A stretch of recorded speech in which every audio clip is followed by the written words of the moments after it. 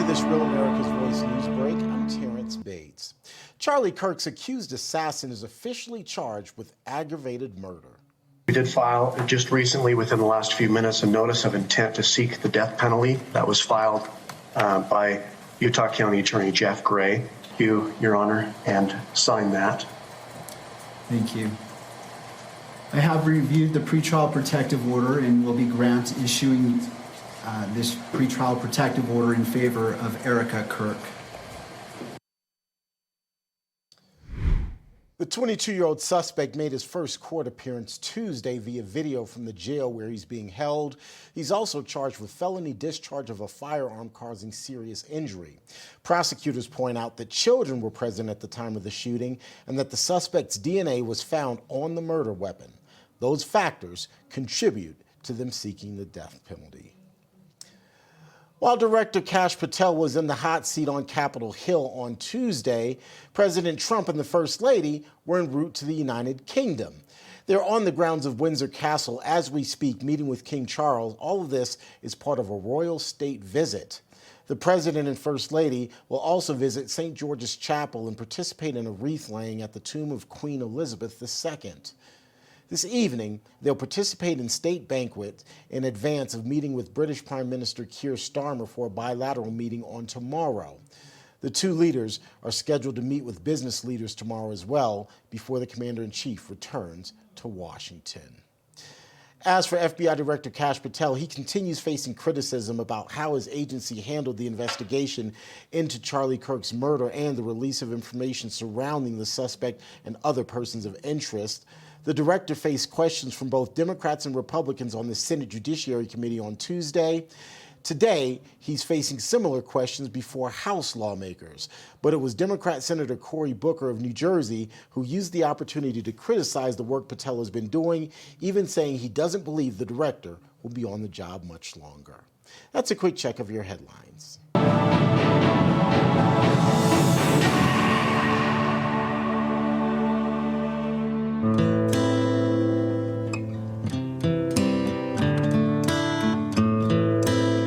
Andrew Colvett is with us. You were here a week ago.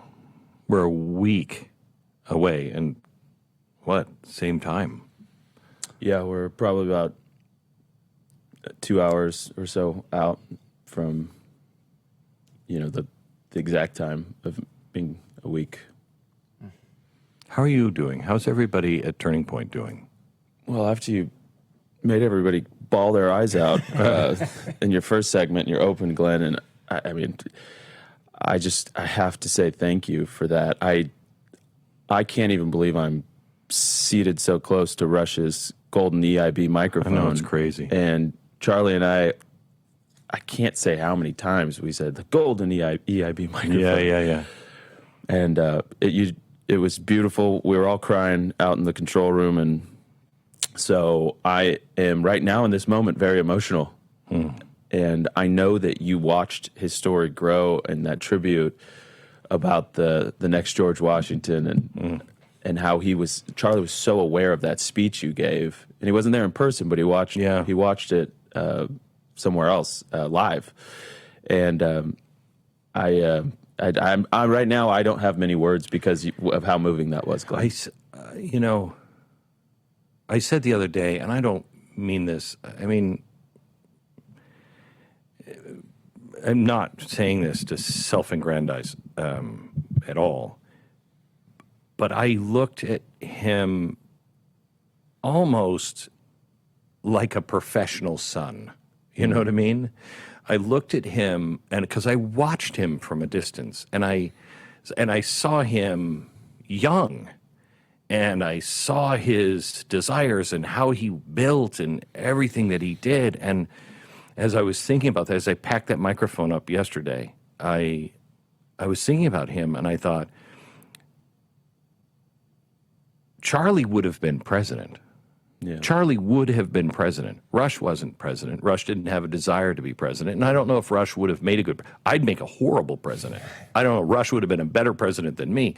Charlie could have been a great president. He surpassed all of us. I don't know if there's another person in history on our side, at least in the last 150 years, that was like Charlie.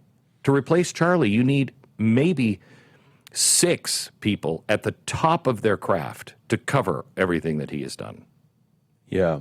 You know, I can't tell you how many times I was with Charlie and people would beg him, you have to run for president, you have to run for president. And Charlie would always, say, no, I'm happy doing what I'm doing. And I will say, Charlie was, the existence of J.D. Vance gave Charlie a lot of emotional freedom to say that next man up is J.D. Our job is to support J.D. Yeah. And we wouldn't necessarily be loud and proud about that on this show because we understand there's dynamics. Yeah. But, Charlie was in so many ways being honed and sharpened, and He was. yeah, for such a job. And there Look was at the difference in him in 10 years, yeah, 15 years. Look at the difference in him. Can you imagine if he had 10 more years 10 to more keep years? sharpening? Oh, my gosh. I mean, and people need to understand that. Yes, Charlie was a brilliant communicator. Yes, he was an autodidact who kept studying the classics and political and philosophy and theology and all of these things. And he was deeply, deeply sincere in his faith. But he was also so skilled at the quiet things, the behind the scenes things. And he would honor people. He was trusted. If you got into a heated discussion in private with Charlie, nobody would ever hear about that. If anything happened, because his goal was to keep people together, he understood that there are so many forces in our world and our politics that are ripping everybody apart. And I said this yesterday, but it bears repeating. He, just a few weeks before his death, he sent me this hierarchy of what the Greeks considered to be the highest virtues and the highest callings. And he said to me, Andrew, we are not the actors and the entertainers that are at the bottom. That's how the Greeks put it. He said, we need to strive to be statesmen and philosophers up at the top and theologians.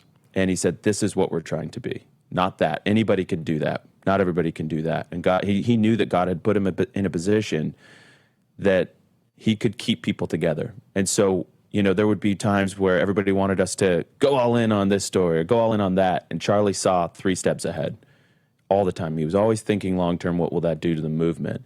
And so he would craft his messaging and his strategy and, who we invited to what, around how do you manage this current moment so that everybody is still a part of this thing.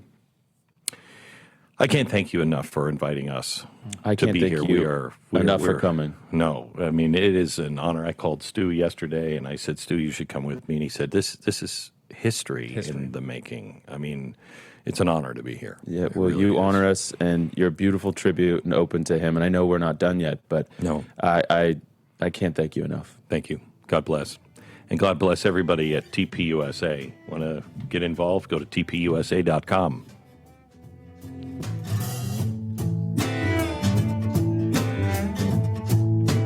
Hamilton and Madison